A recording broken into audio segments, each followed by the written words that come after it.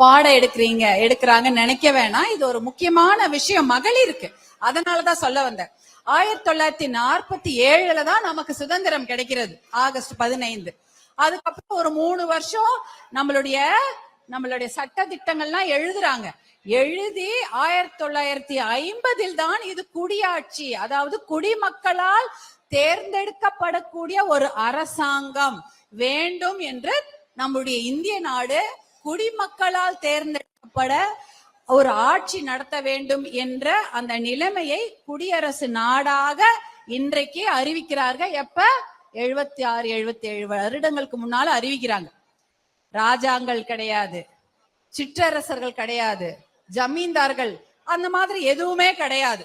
மக்களாகவே ஓட்டு போட்டு தேர்தலில் வாக்களித்து அவர்களுடைய தலைவர்களை அவர்கள் தேர்ந்தெடுக்க வேண்டும் அப்படின்ற ஒரு விஷயத்தை தான் இந்த நாள்ல பதிவு பண்றாங்க. குடியாட்சி, குடிமக்களால் நடத்தப்படுகின்ற ஒரு ஆட்சி அப்படின்றதுதான் குடியரசு. அது 1950 இதே ஜனவரி 26, 76 வருடங்கள், 77 வருடங்கள் முன்னாடி நமக்கு கிடைக்குது. அதுல இன்னொரு சிறப்பம்சம் என்ன இருக்கு தெரியுமா?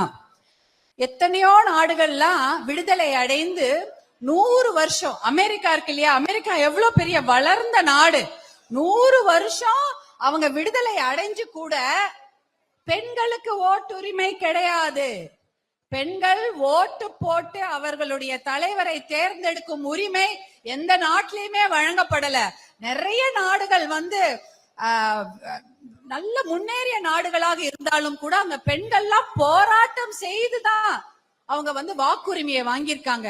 ஆனா இந்தியா விடுதலை அடைந்து 3 வருடத்தில் 1950 குடியாட்சியாக அறிவிக்கப்பட்ட அந்த நாளிலிருந்து, ஜனவரி 26, 1950 வருடம், அந்த நாளிலிருந்து அனைத்து மக்களும் சமம்.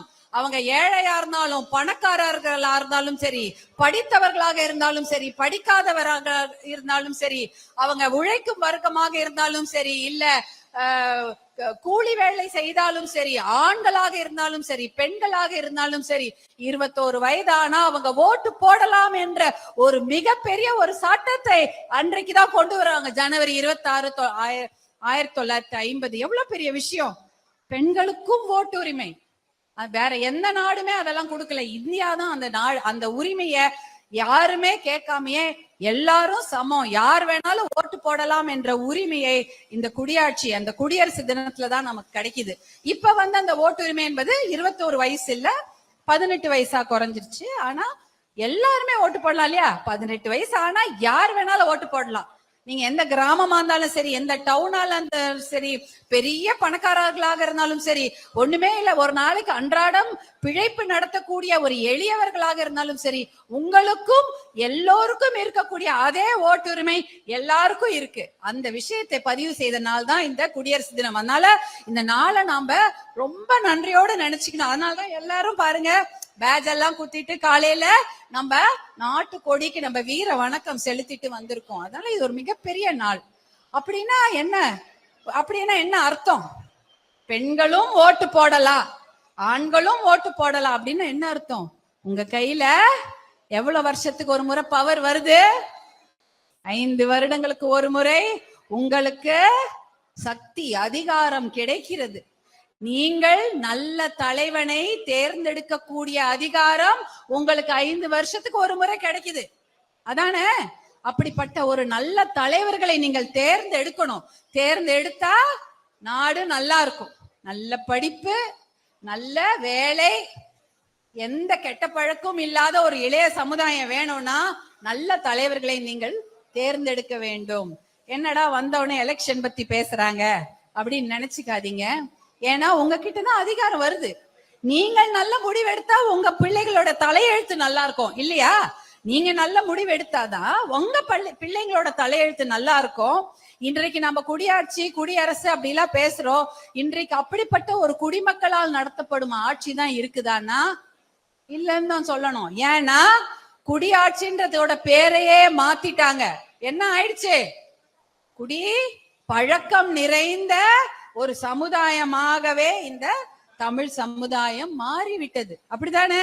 ஒரு 50 வருஷத்துக்கு முன்னாடி எல்லாரும் குடிச்சிருப்பாங்களா? குடினா கேவலமா நினைப்பாங்க. நம்ம வீட்ல எல்லாம் அந்த மாதிரி ஒரே ஒருத்தர் யாராவது குடிப்பழக்கம் இருந்தா அவங்கள எவ்வளவு கேவலமா நடத்துவாங்க. அவங்க வீட்டுக்குள்ள விட மாட்டாங்க. கல்யாணத்துல எல்லாம் வந்து அவங்கள துரத்தி அனுப்பிச்சிருவாங்களா இல்லையா? ஐயோ அவன் குடிக்காரன், அவன் கல்யாணத்துல வந்து அவன் அமக்கல பண்ணுவான், வேணான்னு சொல்லி துரத்தி அனுப்பிச்சிருவாங்க. இன்னைக்கு அப்படி கிடையாது. ஒரு வீட்ல யாராவது ஒருத்தர் குடிகாரர்களாக இருக்கிறாங்க. அவங்கள நம்ம என்ன சொல்ல முடியும்? ஏன்னா இப்ப பொங்கல் வந்துதா? பொங்கல் வந்துச்சா? பொங்கலில் காஞ்சிபுரம் மாவட்டம், இந்த மாவட்டத்துல மட்டும் எத்தனை கோடி ரூபாய்க்கு கொடுத்திருக்கிறார்கள் தெரியுமா என்னுடைய அன்பு சகோதரிகளே? 29 கோடி. நாலே நாள்ல பெரும்பொங்கல், மாட்டு பொங்கல், நடுவில் அந்த காணும் பொங்கலுக்கு கடையை மூடிட்டாங்க. இன்றைக்கும் எனக்கு தெரிந்து கடை மூடி இருக்கிறாங்கன்னு நினைக்கிறேன். அங்க அன்னைக்கு கொடுக்கல, அந்த சனி ஞாயிறு இந்த 4 நாட்களில் 29 கோடி ரூபாய்க்கு நம்ம வீட்டு ஆண் மக்கள் கொண்டு போய் குடிச்சே கழிச்சிருக்காங்க அவங்களுடைய பணத்தை. 3000 ரூபாய் பொங்கல் பரிசாக எல்லாருக்கும் வந்து சேர்ந்த பணம் இப்ப எங்க இருக்கு?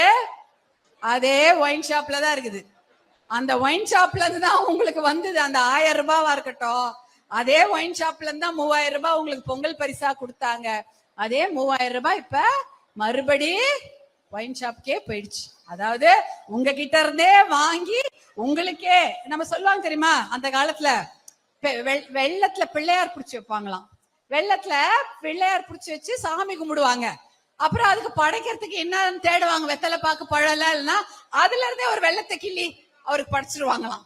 என்னன்னா அவருக்கு படைக்கிறதுக்கு ஏதாவது நெய்வேத்தியம் வைக்கணுமே அப்படின்னு. அதே போல உங்ககிட்ட இருந்தே காசை வாங்கி உங்களுக்கே இலவசமாக அதை கொடுத்து அதையும் மறுபடியும் திருப்பி கொண்டு போய் டாஸ்மாக்ல கொண்டு போய் நம்முடைய வீட்டு ஆண் மக்கள் அதையும் கொடுத்துட்டாங்க. இதுதான் உண்மையான விஷயம். இங்க மட்டும் இந்த மாவட்டத்துல எத்தனை ஒயின் ஷாப் இருக்கு தெரியுமா? டாஸ்மாக் கடைகள் இருக்கிறதுலே தமிழ்நாட்டுல சின்ன மாவட்டம் இதுதான், காஞ்சிபுரம். இதுதான் சின்ன மாவட்டம். ஆனா 101 ஒயின் ஷாப், வெறும் அரசு நடத்தக்கூடிய கடைகள். ஆனா சந்து கடைன்னு ஒண்ணு இருக்கு, அது தெரியுமா? இருக்கா? யார் யார் வீட்டு பக்கத்துல எல்லாம் சந்து கடை இருக்குது? எல்லார் வீட்டு பக்கத்துலயும் இருக்குது. அந்த சந்து கடை ஒரு 500ஆவது இருக்கும் போல இருக்குது. குறைஞ்சது இந்த மாவட்டத்துல மட்டும் ஒரு 600 குடி கடைகள், சந்து கடைகளும் டாஸ்மாக்கும் சேர்த்து 600. ஏன் ரேஷன் கடை அவ்வளவு இருக்கா? ஸ்கூல் அவ்வளவு இருக்குதா? பள்ளிக்கூட காலேஜ் அவ்வளவு இருக்காமா? உங்க பொம்பளை பசங்க போய் படிக்கிறதுக்கு காலேஜ் அவ்வளவு இருக்கா? பக்கத்து தெருல காலேஜ் இருக்கா? இல்ல உங்களுடைய ஊர் பக்கத்திலேயே ஒரு ஸ்கூல் இருக்கா? இல்ல. ஆனா ஒயின் ஷாப் மட்டும் எல்லா ஊர்லயும் இருக்கு. சந்து கடையும் இருக்குது, அரசாங்கம் நடத்தக்கூடிய கடைகளும் இருக்கிறது. இததான் திறந்து வச்சிருக்காங்க. நம்ம பசங்க படிக்கிறதுக்கோ அவங்க வேலைக்கு போறதுக்கோ எதுவுமே இங்க எந்த ஒரு விஷயமே செய்யவே இல்லை. இதுதான் குடியரசு அப்படின்னு நம்ம அவங்க பேரை மாத்திட்டாங்க. குடி அரசுன்ற பேரை இன்னைக்கு மாத்தி அதுக்கு புது அர்த்தம். அந்த மக்களை குடிக்கு அடிமையாக்கி விட்டதுதான் இன்னைக்கு நடந்து கொண்டே இருக்கிற விஷயம். அதனாலதான் சொல்றேன், இந்த முறை நீங்க உங்க அண்ணன் அன்புமணி அவரை பத்தி உங்களுக்கு தெரியும்னு நினைக்கிறேன். தெரியுமா? ஏன்னா இவங்கெல்லாம் குடிக்கடையதான் ஊருக்கு ஊர் அமிச்சாங்க. ஆனா உங்களுடைய அண்ணன் அன்புமணி, நீங்க கஷ்டப்பட்டா உடனே போன் பண்ணா உங்க வீட்டுக்கு ஆம்புலன்ஸ், எது 108 ஆம்புலன்ஸ், அத உங்க ஊருக்கு அவர் ஒரு ஊருக்கு அனுப்பிச்சு வச்சார். அவர் அப்ப அவருக்கு வயசு 35 வயது தான். 35 வயது, ஒரு இளம் அமைச்சர். டெல்லியில சுகாதாரத்துறை அமைச்சராக பொறுப்பேற்றவுடன் கிராம மக்களுடைய கஷ்டத்தை நினைச்சு, ஐயோ ஏதாவது ஒரு பிரச்சனைனா, ஏன்னா வெளிநாட்டுல பாத்தீங்கன்னா எந்த ஒரு பிரச்சனைனாலுமே ஒரு போன் போடுவாங்க, ஒரு வண்டி வந்து நிக்கும். அந்த அமெரிக்கால அந்த மாதிரி இருக்குது, நிறைய ஊர்ல இருக்கு. ஒரு 911 அப்படின்ற ஒரு எண்ணை அவங்க போட்டாங்கன்னா எந்த பிரச்சனை, அடிவத பிரச்சனை அப்படி இருந்தாலும் சரி, யாருக்கா அடிபட்டாலும் சரி, பிரசவமா இருந்தாலும் சரி, ஏதாவது ஒரு மெடிக்கல் எமர்ஜென்சி எதுவா இருந்தாலுமே அந்த 911 போன் போடுவாங்களாம். அதை பார்த்தவுடன் அவருக்கு தோன்றியதுதான் இந்த 108 என்ற ஒரு அவசர எண்ணை இந்தியா முழுக்க அறிமுகப்படுத்தி, எங்க போன் எப்ப போன் பண்ணாலும் அவர்களுக்கு உதவிக்கு ஒரு வண்டி வரணும், அந்த வண்டி எடுத்துக்கிட்டு அவங்க மருத்துவமனைக்கு போக வேண்டும் என்ற ஒரு நல்ல திட்டத்தை கொண்டு வந்தார். அதனாலதான் ஆஸ்பத்திரிக்கு போனா ஊர்ல யாரும் இல்லைன்னா என்ன பண்ணுவீங்க? ஊர்ல யாரும் இல்ல, உங்க அண்ணன் தம்பி இல்ல, அப்பாவுக்கு போன் பண்ண முடியாது, அவர் வெளியூர்ல இருக்காரு, கணவரோ எங்கேயோ வேலைக்கு வெளில போயிட்டாங்க, பிள்ளைங்க எல்லாம் அந்த பக்கத்துல இல்ல, யாருக்கு போன் பண்ணுவீங்க? 108 ஆம்புலன்ஸ் போட்டோன்னே வந்துருதா? வருது இல்லையா? அந்த 108 ஆம்புலன்ஸ் போட்ட 10 நிமிஷமோ அரை மணி நேரத்துக்குள்ள உங்களுக்கு வந்து உங்களை எங்க கூட்டிட்டு போகணுமோ, பக்கத்துல இருக்கக்கூடிய அரசு மருத்துவமனையோ தனியார் மருத்துவமனையோ எங்கேயாவது ஒரு இடத்துக்கு உங்களை கூட்டிட்டு போகும். இப்ப பிரசவ வழியில அவஸ்தைப்படக்கூடிய பெண்களுடைய கதியை நினைச்சு பாருங்க, எவ்வளவு கஷ்டம். தாய் பிழைப்பாங்களா, சேய் பிழைக்குமா, அந்த குழந்தை உயிரோட வருமா அப்படிலாம் பயப்படுவோம்ல. எவ்வளவு பேர் இப்ப யோசிச்சு பாத்தீங்கன்னா, இந்த 108 ஆம்புலன்ஸ்ல 65,000 குழந்தைங்க பிறந்திருக்காங்க தமிழ்நாட்டுல மட்டும். அவ்வளோ பிரச்சனை. யோசிச்சு பாருங்க, இந்த ஆம்புலன்ஸ் இல்லைன்னா அந்த குழந்தைங்களுடைய கதி என்ன ஆயிருக்கும், இல்ல அந்த தாய்மார்களுடைய கதி என்ன ஆயிருக்கும், அந்த தாய்மார்கள் என்ன பண்ணிருப்பாங்க.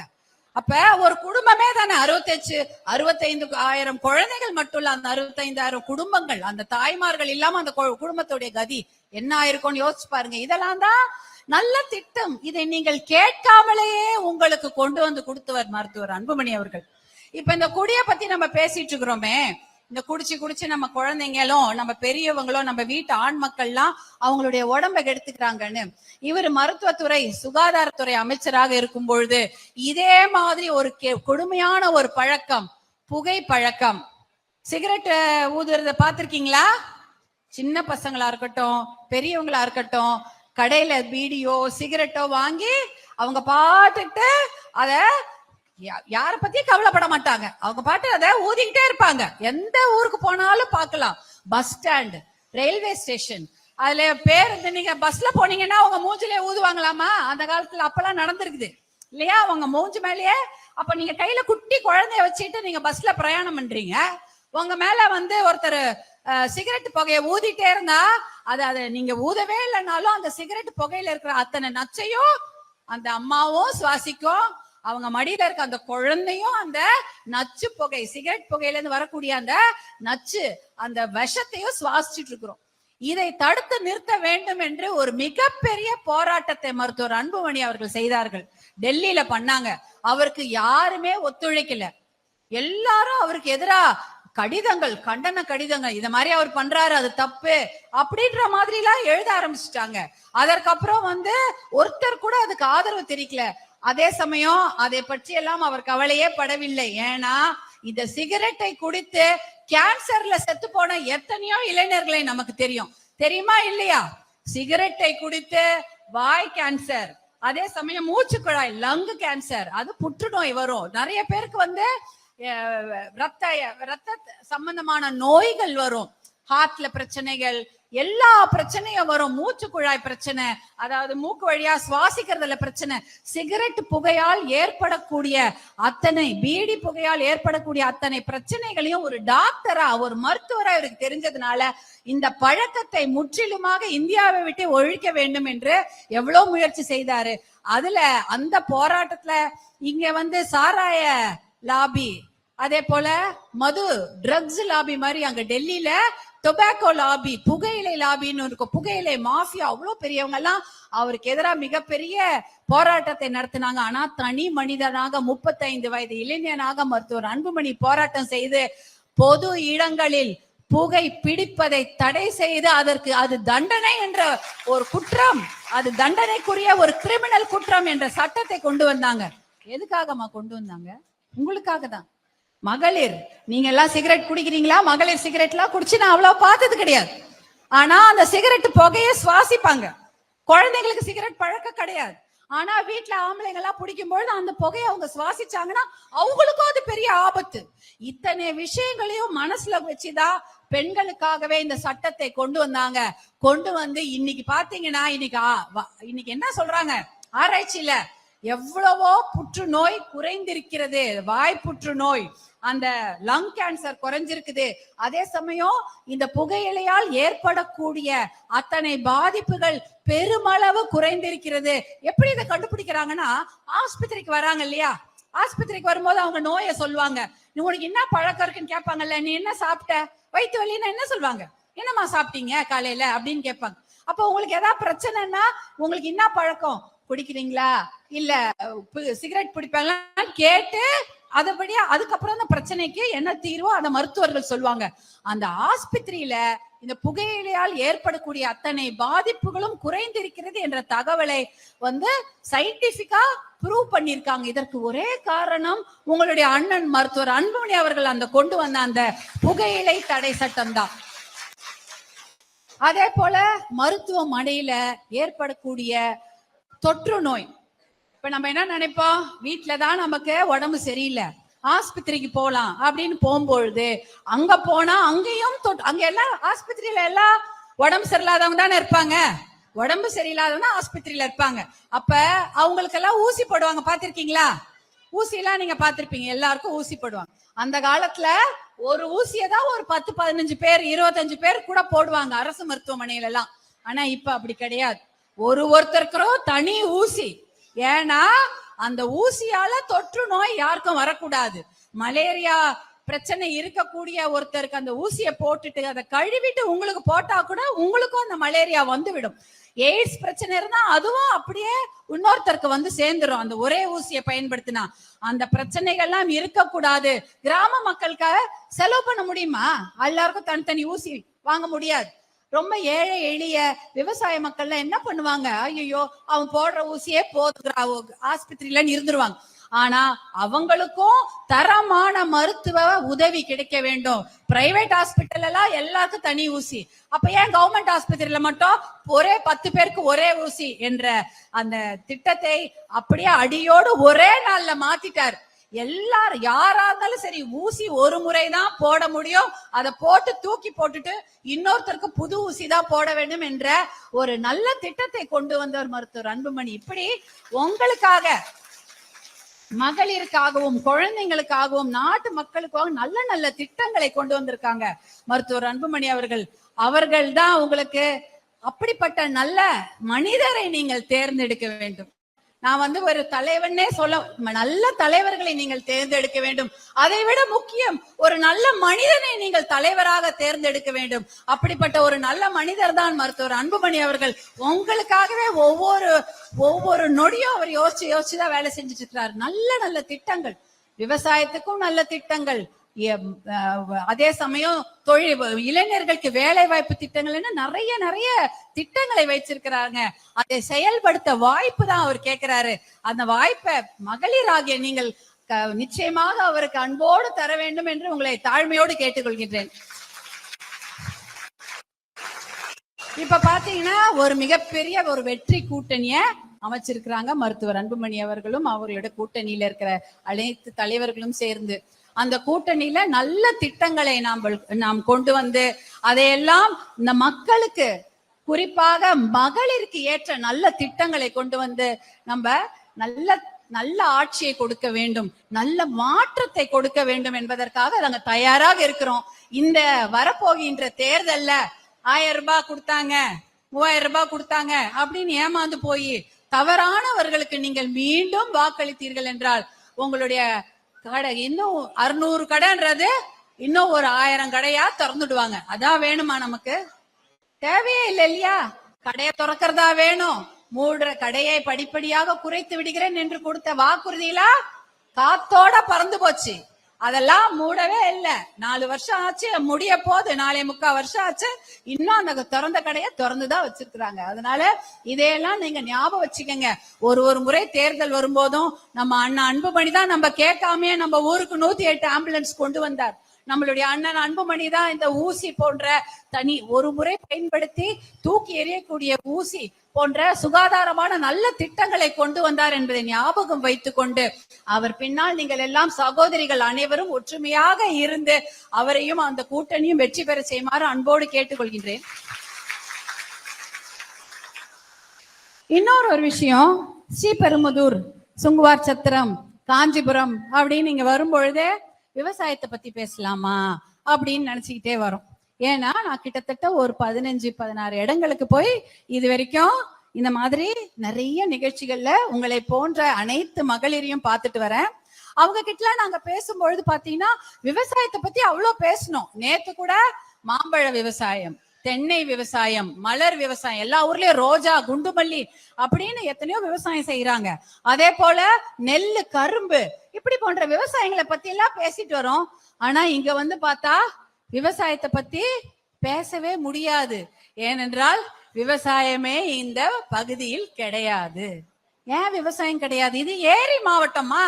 எவ்வளவு ஏரி, எத்தனை ஏரி இருக்கிறது. இந்த மாவட்டமே ஏரி இருக்கக்கூடிய மாவட்டம். ஆனா இங்க ஏன் விவசாயம் இல்ல அப்படின்னு பாத்தீங்கன்னா, ஏகப்பட்ட தொழிற்பேட்டைகள், கிட்டத்தட்ட சிப்காட் என்ற பெயரில் 1800 தொழிற்சாலைகள் இங்க இருக்கிறது. அப்போ தொழிற்சாலையெல்லாம் வேலை இருக்கா? யாருக்காவது? ஒரே ஒருத்தர் கூட இங்க பெரிய வேலை கிடையாது. இவ்வளோ பெரிய தொழிற்சாலைகள், 1800 தொழிற்சாலைகள் இந்த பகுதியில மட்டும் இருக்கு. ஸ்ரீபெரும்புதூர், இருங்காட்டுக்கோட்டை, அப்புறம் வல்லம், அந்த மாதிரி ஏரியால எல்லாம் அவ்வளோ பெரிய 1800 தொழிற்சாலைகள் இருக்கிறது. அதுல மண்ணின் மைந்தர்களான நமக்கு இங்க வேலை இல்ல. இந்த இடத்த தொழிற்சாலை எங்க அமைச்சாங்க? வானத்துல கட்டிட்டாங்களா? வானத்துல கட்டினாங்களா? இல்ல கவர்மெண்ட் இடத்துல கட்டினாங்களா? இல்ல, உங்களுடைய இடத்துல தானே கட்டியிருக்காங்க. முப்போகம் விளையக்கூடிய விவசாய நிலங்களை கிட்டத்தட்ட 40 வருஷம் முன்னாடியே புடுங்கிட்டாங்க. அந்த காலத்துல மக்களுக்கு எதுவுமே தெரியல. ஒரே நாள்ல சட்டம் இயற்றி இந்த இடங்களை அப்படியே எடுத்துட்டாங்க. அதுவும் லட்சக்கணக்கில் விலை போகக்கூடிய இடங்களை வெறும் 1000 கணக்கில் அடிமாட்டு விலைக்கு வாங்கி உங்களெல்லாம் உங்க வீடு, உங்க கோவில், உங்க தோட்டம் எல்லாத்தையும் விட்டு துரத்திட்டாங்கல்ல. தெரியுமா அந்த கதை? எப்படி இன்னைக்கு எத்தனை லட்சக்கணக்கில் போகக்கூடிய அந்த விவசாய நிலங்களை இந்த சிப்காட்ன்ற பெயர்ல எல்லாத்தையும் புடுங்கிட்டு ஏதோ கொஞ்சம் காசை கொடுத்து, மனசாட்சியே இல்லாமல் அரசாங்கமும் அரசு அதிகாரிகளும், அவங்களுக்கு நல்லா தெரியும் அந்த இடத்துல நல்ல விலைக்கு போகும்னு. ஆனா மார்க்கெட் வேல்யூ, கைட்லைன் வேல்யூன்னு புதுசா பேரை சொல்லி அந்த மார்க்கெட் வேல்யூ, அது அரசாங்க விலைக்குன்னு சொல்லி இருக்கிறதுலே அடிமாட்டு விலைக்கு ஏழைகளுடைய நிலங்களை பிடுங்கி அப்படியே பெரிய பெரிய கம்பெனிக்கு தார வாத்துட்டாங்க. அப்ப கூட நீங்க என்ன நினைச்சிருப்பீங்க? அந்த காசும் வந்த காசு கடனுக்கே போயிட்டு இருக்கோம், அப்பயே செலவாயிடும். அது என்ன 2 வருஷம் இருந்திருக்குமா, இல்ல 3 வருஷம் இருந்திருக்குமா, இல்ல 5 வருஷம் கூட வச்சு அந்த காசை வச்சிருந்திருப்பீங்க. அதுக்கப்புறம் என்ன பண்ணுவீங்க? தெரிஞ்சது விவசாயம், விவசாய தொழில் போயிடுச்சு. அடுத்தது இந்த தொழிற்சாலைகள்ல வேலை கொடுப்பாங்கன்னு நினைச்சிருப்பீங்க. ஐயோ, நம்ம தான் சேத்துலயும் மண்ணுலயும் காலை வச்சு இவ்வளவு கஷ்டப்படுறோமே, நம்ம பிள்ளைங்களாவது அந்த மாதிரி வெயில் மழை எதுவும் இல்லாம வெள்ளை வேட்டி, வெள்ளை சட்டை, மடிப்பு கலையாத சட்டை போட்டுட்டு, வெள்ளை பேண்ட் போட்டுட்டு ஒரு நல்ல உத்தியோகத்துக்கு போகணும், ஆபீஸ் வேலைக்கு போகணும்னு நினைச்சிருப்பீங்க. அப்படித்தானே நினைச்சது. இந்த பகுதியில தொழிற்சாலைகள் வரும்போது என்ன சந்தோஷம், பரவாயில்ல விவசாய நிலத்தை புடுங்கிட்டாங்க, இருந்தாலும் பசங்களாவது படிச்சுட்டு வேலைக்கு போகுங்கன்னு நினைச்சிருப்பீங்க. அந்த வேலையும் கிடையாது. இந்த பகுதியில யாருக்குமே நிலம் கொடுத்தவர்களுக்கோ இந்த பகுதியை சேர்ந்த மண்ணின் மைந்தவர்களுக்கு வேலை கொடுக்கல தானேமா? இவ்வளவு பெரிய தொழிற்சாலையில வேலை கிடைக்கல. இங்க 1000 பேர் மண்ணின் மைந்தர்கள் இருந்தா 2000 பேர் வெளியூர்ல இருந்து வந்தவங்க தான் இருக்காங்களாம். 100 பேர் வேலைக்கு வச்சாங்கன்னா 80 பேர் வெளி மாநிலத்திலிருந்து வராங்க. 20 பேர் தான் தமிழ் ஆளுங்க வேலை செய்யறாங்க. அதுவும் ஹவுஸ் கீப்பிங், ஒரு வாட்ச்மேன், அந்த மாதிரி வேலை தான் கொடுத்துருக்காங்க. பெரிய வேலையெல்லாம் கொடுக்கவே இல்லை. அப்புறம் கேட்டா என்ன சொல்லுவாங்கன்னா, ஐயோ அவங்க நல்லா ஹார்ட் ஒர்க் பண்றாங்க, வெளி மாநிலத்திலிருந்து வந்தவங்க நல்ல ஹார்ட் ஒர்க் பண்றாங்க, 6 மணிக்கே வேலை செய்யறாங்க, 5 நாட்களும் வேலை செய்யறார்கள், குடிக்கவே மாட்டாங்க அப்படின்ற விஷயத்தெல்லாம் சொல்றாங்க. இந்த மக்களை குடிகாரர்களாக ஆக்கியது யார்? இந்த அரசாங்கங்கள் தானே. குடிகாரங்களா அவங்கள ஆக்கிட்டு அவங்க வேலைக்கு போலன்னா என்ன அர்த்தம்? குடிக்கடையெல்லாம் இல்லைன்னா அவங்க நல்லபடியா படிச்சு வேலைக்காவது போயிருப்பாங்க. அந்த வேலையும் கெடுத்துட்டீங்க. இப்ப ஹுண்டாய் கம்பெனி இருக்கு, அது கிட்டத்தட்ட 2000-3000 ஏக்கர், அதுக்குள்ளேயே அவ்வளோ ஏரி இருக்கு. அந்த கம்பெனில 1000 அடிக்கு போர் போடுறாங்க. ஒரு தனியார் கம்பெனியிலயுமே போர் போடக்கூடாது என்ற சட்டம் இருக்கிறது. போரே போடக்கூடாது. எந்த தனியார் கம்பெனில போர் போட முடியாது. விவசாயி தான் அவங்க நிலத்துல போர் போட்டுக்கலாம். ஆனா தனியார் கம்பெனில போர் போடக்கூடாது என்ற சட்டம் இருந்தும் 1000 அடிக்கு போர் போட்டு வைக்கிறாங்க. ஒரு கம்பெனில போர் போட்டிருக்காங்க. அப்ப சுத்தி இருக்கிற தண்ணி எல்லாம் எங்க போகும்? போர் போட்டா என்ன ஆகும்? 1000 அடிக்கு போர் போட்டா நிலத்தடி நீர் அத்தனையும் அந்த கம்பெனி உறிஞ்சிரும். அப்புறம் விவசாயம் பண்ண முடியுமா? இல்ல குடிக்கிறதுக்கு நல்ல தண்ணி கிடைக்குமா? அப்ப குடிக்கிறதுக்கு நல்ல தண்ணி வேணும்னா நம்ம என்ன பண்ணணும்? 1000 அடிக்கும் அதிகமாக 1500 அடிக்கு ஒரு போர் போட்டாதான் உங்களுக்கு குடிக்கிறதுக்கு நல்ல தண்ணி கிடைக்கும். ஆடு மாடுக்கு நல்ல தண்ணி இருக்கா? கிடையாது. குடிக்கிறதுக்கு நல்ல தண்ணி இருக்கா? கிடையவே கிடையாது. இப்ப தண்ணி கூட ஒண்ணு விலை வேற ஏத்திட்டாங்கன்னு கேள்விப்பட்டேன். 5 ரூபாய்க்கு வித்திருந்தாங்க, இப்ப 7 ரூபாய்க்கு 7 ரூபாய் ஆயிடுச்சா? நான் சொன்னதுக்கு சரியா? 5 ரூபாய் கூடம் இன்று 7 ரூபாய். உங்க ஊர்ல 10 ரூபாவாமா? 10 ரூபாய்க்கு விக்குதா? 10 ரூபாய். அதாவது ஏரி மாவட்டம், அவ்வளவு ஏரி குளங்கள் கிணறுகள் உள்ள இந்த மாவட்டத்துல குடம் தண்ணிய விலைக்கு வாங்க வேண்டிய அவ்வளவு நிலைமைக்கு நம்மள கொண்டு வந்து விட்டுருக்காங்கன்னா இவங்க என்ன அரசாங்கம் நடத்துறாங்க? நான் கேக்குறேன். எதுக்காக அப்ப எங்க நிலத்தெல்லாம் புடுங்கி பெரிய பெரிய கம்பெனிக்கு தாரவாத்து கொடுத்தீங்க? ஏரியில வேற கொண்டு போய் குப்பைய கொட்டுறாங்க. அந்த நச்சு பொருளையா, நச்சு கழிவு அதையெல்லாம் கொண்டு வந்து குப்பையா கொட்டுறாங்க. அந்த எலக்ட்ரானிக்ஸ், அந்த கப்பாரான்ற இதெல்லாம் சந்தவேலூர்ல இருந்து வந்திருக்கீங்களா யாராவது? நீங்க வந்திருக்கீங்க? எங்க உங்க ஊர்ல இருந்து நீங்க வந்தா ஓகே. உங்க ஊர்ல நாளைங்க கை தூக்குங்க. அதான் கேக்குறேன். இவங்க வந்தாங்க, சரி உங்க ஊர்ல நாள் கூட்டு வந்தீங்களான்னு கேக்குறான். வந்திருக்காங்க. உங்க ஊர்ல சந்தவேலூர் தானே? அந்த குப்பெல்லாம் அப்படியே எங்க இருக்குது? ஏரியில் தானே இருக்குது. ஏரியில போய் ஒரு குடம் தண்ணி மொண்டு குடிக்க முடியுமா? இல்ல ஆடு மாடு போய் அந்த ஏரியில போய் தண்ணி குடிக்க முடியுமா? முடியவே முடியாது. அதை ஏரிய காணாம நாசம் பண்ணிட்டாங்க இந்த கம்பெனி எல்லாம். பண்ணிட்டாங்களா இல்லையா? இத மாதிரி எத்தனையோ இன்னொரு ஊர் கூட நான் பார்த்தேன். எத்தனையோ ஊர்ல அவங்களுடைய ஏரி குளங்களை நாசம் பண்ணியாச்சு. குடிக்கிறதுக்கு தண்ணி இல்ல. அதுல வேற வெளியே விடுற காற்று வேற துர்நாற்றம் வீசும் காற்று. அது ஃபுல்லா விஷம் விஷம் விஷம். தண்ணியில விஷம். நீங்க நல்ல தண்ணி தான் அதையும் உறிஞ்சிட்டாங்க. மேல இருக்கிற காத்தும் விஷம். இத்தனையும் இவங்க ஒரே கம்பெனிகளா செய்திருக்காங்க. வேலையாவது கொடுத்தாங்களான்னா அதுவும் கிடையாது. அதுல வேலை செய்வங்க எல்லாம் வெளி மாநிலத்துல இருந்து கூட்டிட்டு வந்துட்டாங்க. அப்ப உங்களுடைய வாக்குறுதியை திராவிட முன்னேற்ற கழக அரசின் தேர்தல் வாக்குறுதி எண் 196 என்ன தெரியுமா? தமிழ்நாட்டில் நடக்கக்கூடிய தனியார் நிறுவனங்கள், தனியார் தொழிற்சாலைகள் அனைத்திலும் 75% தமிழக மக்களுக்கே சென்று சேர வேண்டும் என்ற வாக்குறுதிய கொடுக்கறாங்க. அதற்காக நாங்க சட்டம் கொண்டு வருவோம் என்று திமுக தேர்தல் அறிக்கையில கொடுத்திருக்காங்க. 196 இதோ முடிய போகிறது. இது வரைக்கும் ஒரு சட்டம் போடல.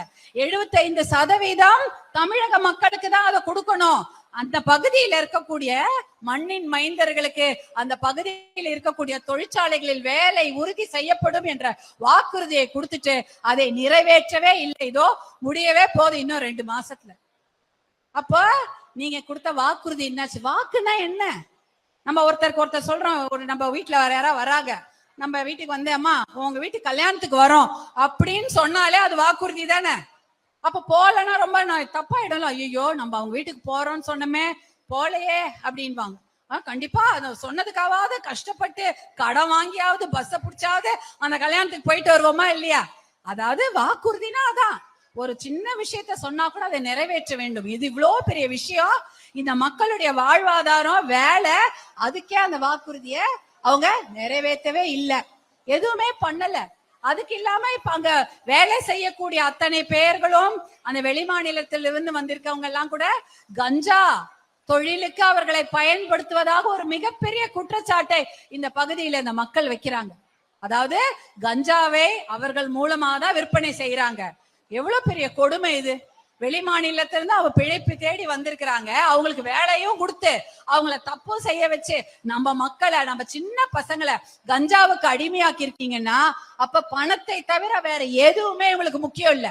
பணம் பணம் பணம். அதனாலதான் உங்க நிலத்தெல்லாம் புடுங்கி தனியாருக்கு கொடுத்துட்டு அந்த தனியார் என் நிலத்து பக்கத்துல 1000 ஏக்கர் 500 ஏக்கர் 150 ஏக்கர்னு தோட்டம் தோட்டமா வாங்கி போட்டாங்க. அப்பதான் அது விலை ஏறும். அதானே? அவங்க மட்டும் அந்த மாதிரி செய்யறாங்க. அவங்களுக்கு எல்லாருக்கும் தெரியும் கஞ்சாவை அரசாங்கத்துக்கு தெரியாம விற்கவே முடியாது. கஞ்சா, மது, இந்த கஞ்சாவோ இந்த போதை பொருட்களே காவல்துறைக்கு தெரியாம விற்கவே முடியாது. எல்லாருக்கும் தெரியாது என்ன நடக்குதுன்னு. எல்லாரும் வாய் மூடி மௌனமா இருக்கிறாங்க. ஏன்னா இது மிகப்பெரிய கொள்ளை கும்பல். இந்த கொள்ளை கும்பல் என்ன பண்றாங்க? மக்களுக்கு போதைய கொடுத்து அவங்கள அப்படியே அடிமையாவே வச்சிருக்கணும்னு தான் நினைக்கிறாங்க. நம்ம சின்ன சின்ன குழந்தைங்க கூட, பள்ளிக்கூட குழந்தைங்க கூட போதை பழக்கத்துக்கு அடிமையாகி அவங்க என்ன தப்பு பண்றாங்கன்னே தெரியல. இந்த மாவட்டத்துல மட்டும் 40 கொலை சராசரியா நடக்குது. 40 கொலை. வெளியில எந்த மாவட்டத்திலயும் இப்படி நடக்கிறது இல்ல. இங்க மட்டும் 40 கொலைகள் சராசரியா நடந்துகிட்டே இருக்கான். இந்த 40 கொலைனா இப்ப என்ன ஆகும்? அந்த 40 குடும்பம் என்னமா ஆகுறது? 40 கொலைனா 40 பேர் உயிர் போயிடுச்சுன்னு அர்த்தம். அவன் சார்ந்த அந்த குடும்பம் எவ்வளவு நடுத்தெருல நிர்கதியா நிக்கும் இல்லையா? அந்த போதை கஞ்சா பழக்கம் தான் இதுக்கு காரணம். இந்த போதையும் கஞ்சாவை சாப்பிட்டு என்ன பண்றோன்னே தெரியாம கொலை பண்றாங்க. காசுக்காக கொலை பண்றாங்க. அவங்க கிட்ட போய் ஒரு கொஞ்சம் காசை கொடுத்து கொலை பண்ணா யார வேணா கொலை பண்ணிடுவாங்க. அந்த மாதிரி இளைஞர்கள் ரொம்ப ரொம்ப கொடூரமாக மாறிக்கொண்டு வருகிறார்கள். இந்த கஞ்சா பழக்கம், போதை பழக்கத்தால பெண்கள் பாதுகாப்பு மிகப்பெரிய கேள்விக்குறி. கடந்த வாரம் கூட ஏதோ தனியா வந்த ஒரு பொண்ணை கடத்திட்டு போயிட்டு மறுநாள் கொண்டு வந்து விட்டுருக்காங்க. என்ன அநியாயம் இது! எங்கன்னா நடக்குமா? அப்ப அந்த பெண்ணுக்கு என்ன பாதுகாப்பு? எத்தனை பெண்கள் இருக்காங்க? எவ்வளவு பேர் வேலைக்கு போகணும்னு ஆசையா படிச்சுட்டு சின்ன பொண்ணுங்களா இருக்கிறாங்க. அவங்க நல்ல வேலைக்கு போகணும், நல்ல தன்மானமாக வாழ வேண்டும். இவங்க கொடுக்குற 1000 ரூபாய் எதுக்கு? நீங்க நல்லா சம்பாரிச்சுன்னா உங்க கீழே 25,000 30,000 இருக்கும் இல்லையா? அது உங்களுடைய பணம். நீங்கள் உழைத்து சம்பாதித்த உங்க பணம் உங்ககிட்ட இருக்கும். அதையெல்லாம் புடுங்கிட்டு இவங்க கொடுக்குறாங்க 1000 ரூபாய். அதே சமயம் இன்னொன்னு விஷயம், அவங்க 1000 ரூபாய் கொடுக்கறானா உங்ககிட்ட இருந்து வாங்குற வரி எவ்வளவு தெரியுமா? மாசத்துக்கு 2000 ரூபாய்.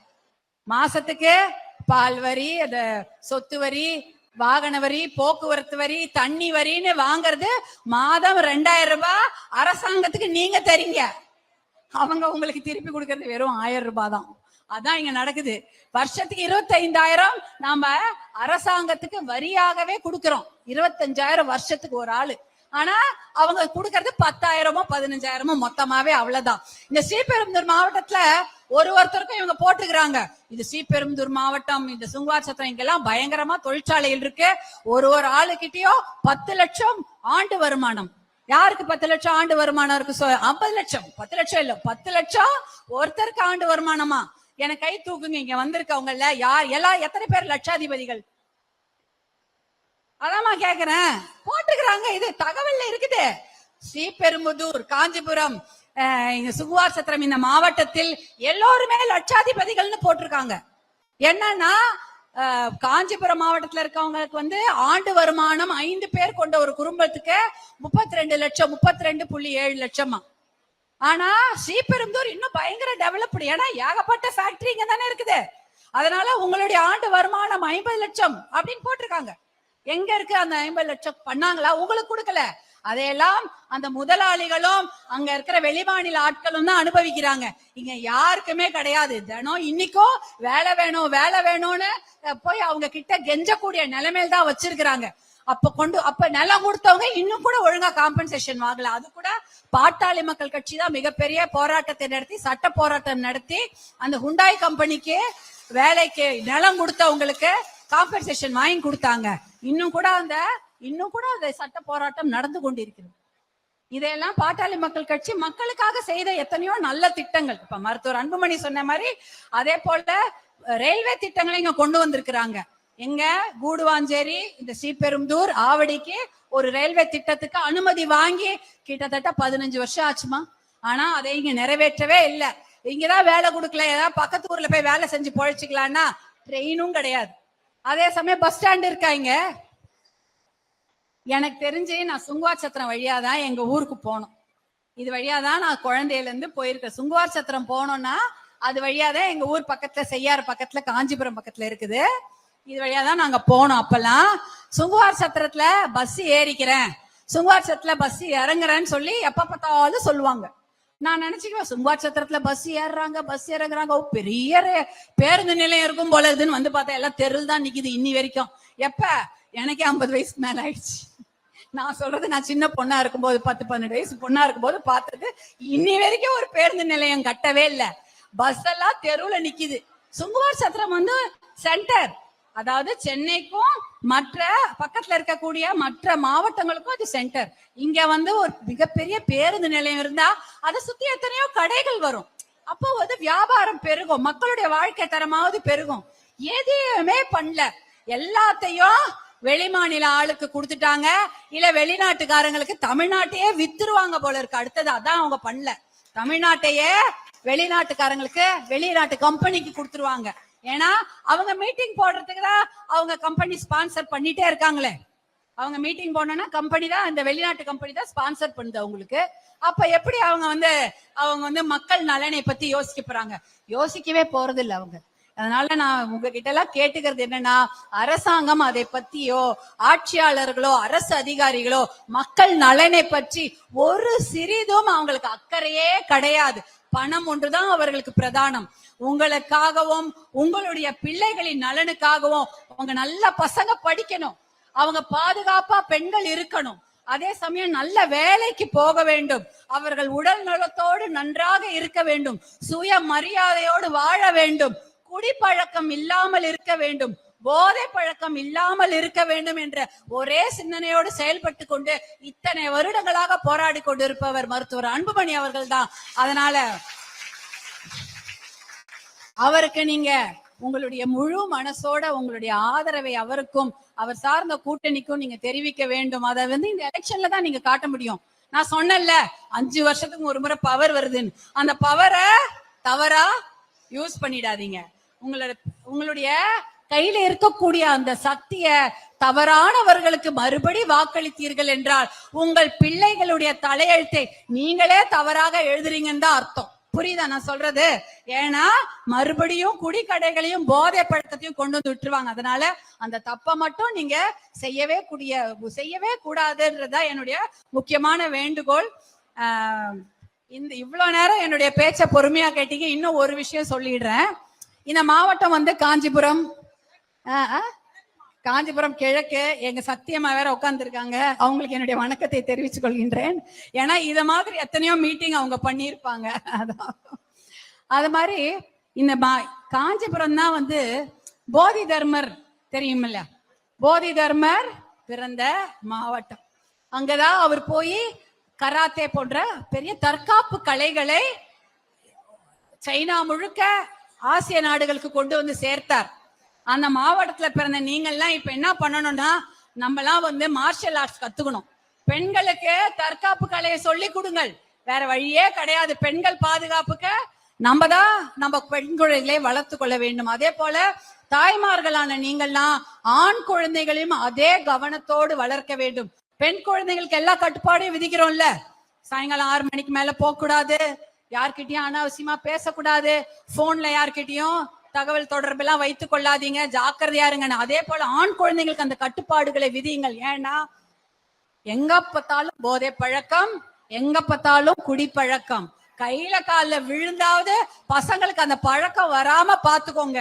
அது முக்கியமான ஒரு வேண்டுகோள்.